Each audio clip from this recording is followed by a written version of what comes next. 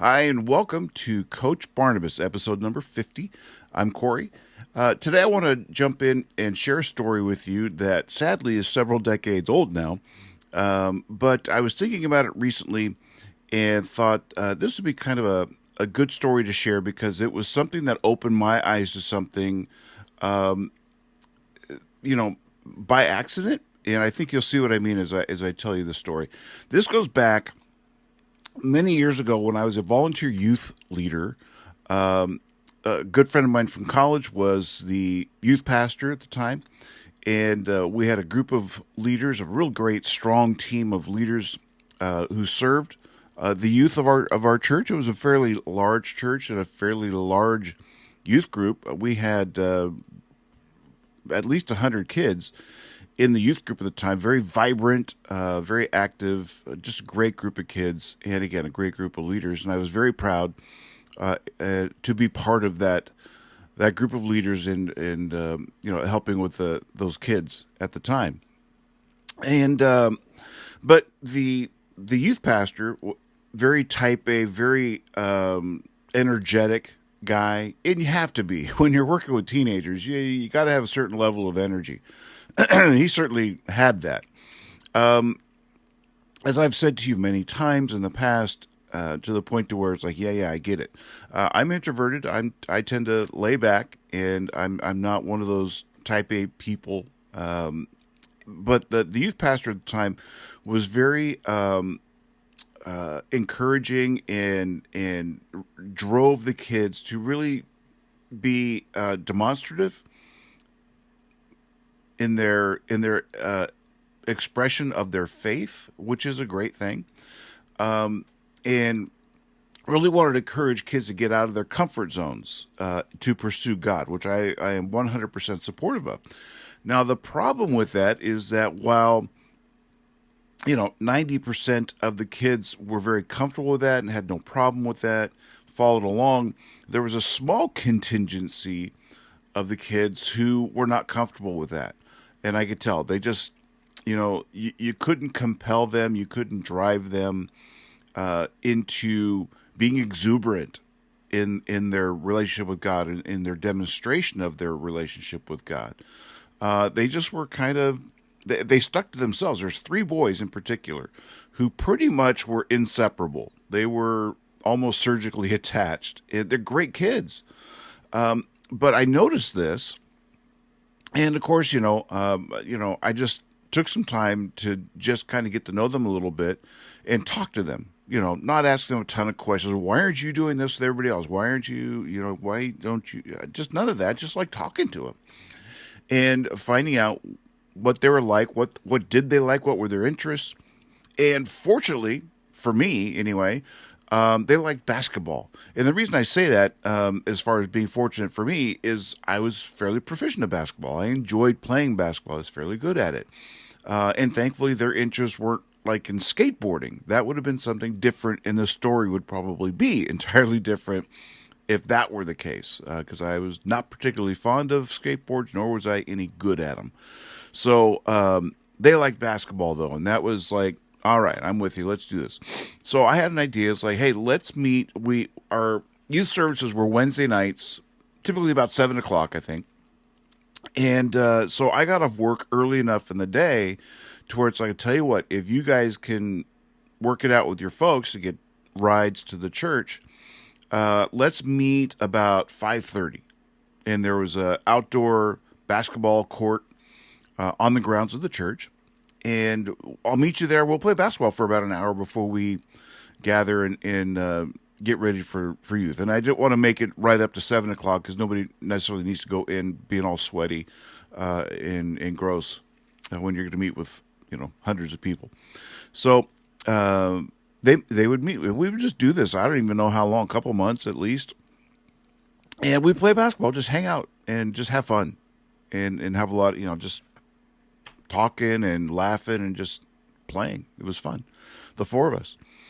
And now fast forward, and we opened up an opportunity. We did this periodically with the parents and said, okay, we're just going to have kind of an open house kind of situation before youth started at 7 o'clock, to where If you as a parent have any questions, comments, anything that you'd like to address with the leadership, you can come in early, drop off your kids, and meet us in the office. And you can ask your questions and or share your observations or your needs or requests or anything that you had with the leadership.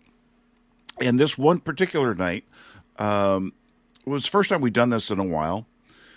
So we kind of expected a lot of parents to be part of this, to participate. And there were only three sets of parents who showed up, and it was the parents of these three boys.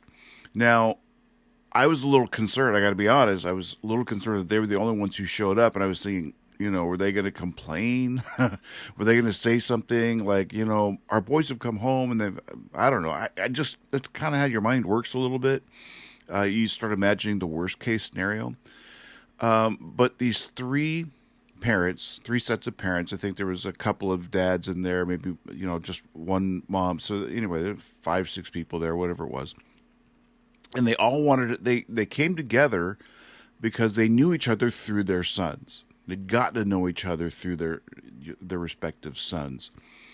And they shared that each of their kids had some sort of learning disability, in that at school they were on the outside, and they were not, how kids can be high school age teenagers, and there's the in crowd and there's the not so in crowd. And these guys tended to be in the not in crowd, and they didn't go to the same school. So when they came to church, they naturally gravitated towards one another, because and it wasn't like, hey, do you have a learning disability? So do I. Let's all. It wasn't even anything that calculated. It was just they found themselves kind of finding camaraderie and a connection with each other, and it just naturally progressed that way. And so they shared with me, with us, that their boys had learning disabilities and some other things, and so that affected them socially, and they found a connection with each other. And the fact that I took time with them and just played basketball with them. I wasn't trying to prod them into anything. I wasn't shaming them. I wasn't trying to manipulate them or just do anything like that. It was just connecting with them, finding out what they liked, and then speaking their language to them, with them, just playing ball. And the parents began to cry. And, of course, I began to cry because it meant so much to me that I didn't know any of this. And it meant so much to them that one of us took the time to just hang out with them and listen to them, play with them, make them happy. And I remember getting a card from one of them, greeting card, basically a thank you card. It was the cutest thing ever. And it broke me down. So the point of me telling you this is not to say, so you go, Corey, no, absolutely not. Absolutely not. The point of telling you this is that sometimes, we just need to pay attention, observe, and pay attention to the people who, whether by design of the crowd or by their own choosing, are detached from the crowd. Okay. They have isolated themselves, they separated themselves, or they've simply been, shoved to the corner, whatever the case may be. I think we need to pay attention to that, notice that, observe it, and act upon it, and find a way just to listen to them, talk to them, hang out with them, find out what their interests are, and see if there's some way you can facilitate that and participate in it in some level. And not as a means to an end, because it wasn't like to get them to come to church more. They were already coming to church. That wasn't it. It wasn't to get them more Christian, because they already were Christians. It was just more accepting them for who they are and not forcing them to be something they weren't. And it meant a lot to them, and I had no idea. I didn't go to like college to study this kind of thing. It just was, maybe God was saying it. And I just happened to be whatever enough to just say, okay, God, I don't even think it was that spiritual. It was just, I noticed this, but I will say that I attribute it to God in the fact that he turned my eye and helped me notice and moved my heart with compassion. I'll give him all the credit for that. It certainly wasn't because that's necessarily my nature, although I hope it is, because God is my nature, and you know what I'm saying. But I do want to just encourage you to look for the folks in your life, whether it's in your workplace, at your church, in your neighborhood, in your family, whatever it is you do, wherever it is you go, is to just kind of be observant and notice maybe those who, for one reason or another, just don't fit in with the crowd. And maybe they want to be part of it, and they believe that they have a lot of things in common with the crowd, and yet just enough that distinguishes them from the crowd that they don't feel like they belong. And just get to know them and be a bridge and say, you don't have to be like this to be a Christian. You don't have to say these things. You don't have to do these things. The fact that you're here is important and necessary, but we're not trying to jam you into some sort of cookie cutter so you're like everybody else. That is not the measure. The measure is Jesus. And that is our standard. He is our standard, not these other things. This is all horizontal, and this is all, we're all different, and you don't have to be like everybody else to be a Christian and to be a good Christian. So that's all I wanted to share with you. And I hope in some way, in listening to this, maybe something has penetrated your mind and opened your eyes to something, and you're thinking of something. Maybe you have a story similar to this and you want to share it. I'd love to hear it. I really would. So please, share your feedback with me. I'd love to hear from you. There's ways to do it on YouTube, social media, things like that, to comment.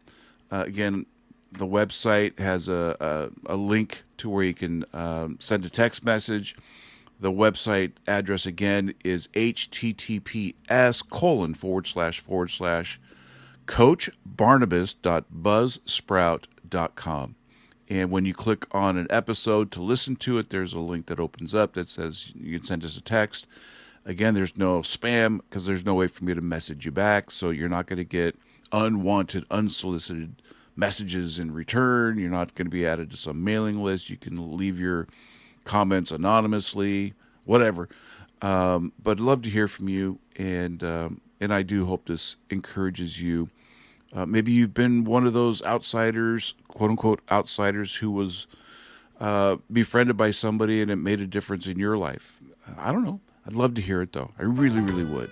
So with that, be encouraged, be an encourager. I look forward to talking to you again very, very soon. Take care. Have a great day. Thank you for joining the Coach Barnabas podcast. We'd greatly appreciate your support by liking and subscribing to the podcast and setting up notifications so we can let you know when new episodes are available. We'd love to hear from you, so please leave a comment. Make a difference today.